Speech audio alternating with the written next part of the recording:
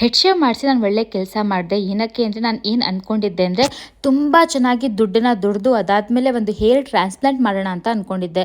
ಆದರೆ ಒಂದು 5 ಡೇ ಕೂತ್ಕೊಂಡು ನೀಟಾಗಿ ರಿಸರ್ಚ್ ಮಾಡಿ ಅದೇ ಥರ ನನ್ನ ಡಯೆಟ್ ಹಾಗೆ ಲೈಫ್ ಸ್ಟೈಲ್ ಚೇಂಜ್ ಮಾಡಿದ್ಮೇಲೆ 3 to 4 ಮಂತ್ಸಲ್ಲಿ ನನಗೆ ಹೇರ್ ರೀಗ್ರೋತ್ ಆಗಿದೆ.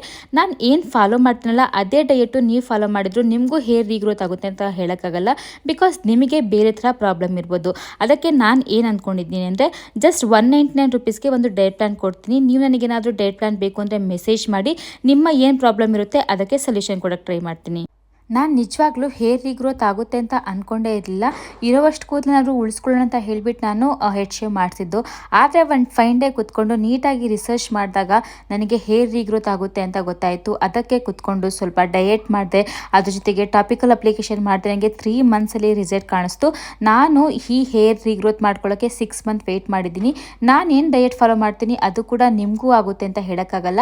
ಬಿಕಾಸ್ ನಿಮಗೂ ಬೇರೆ ಥರ ಪ್ರಾಬ್ಲಮ್ಸ್ ಇರ್ಬೋದು. ಇನ್ ಕೇಸ್ ನಿಮಗೇನಾದರೂ ಪೇಯ್ಡ್ ಡಯಟ್ ಪ್ಲಾನ್ ಬೇಕು ಅಂದರೆ 199 ರುಪೀಸ್ ಪೇ ಮಾಡಿದ್ರೆ ನಾನು ನಿಮ್ಮ ಪ್ರಾಬ್ಲಮ್ಗೆ ಬೇಕಾಗುವಂಥ ಒಂದು ಡಯಟ್ ಪ್ಲಾನ್ ಕೊಡ್ತೀನಿ.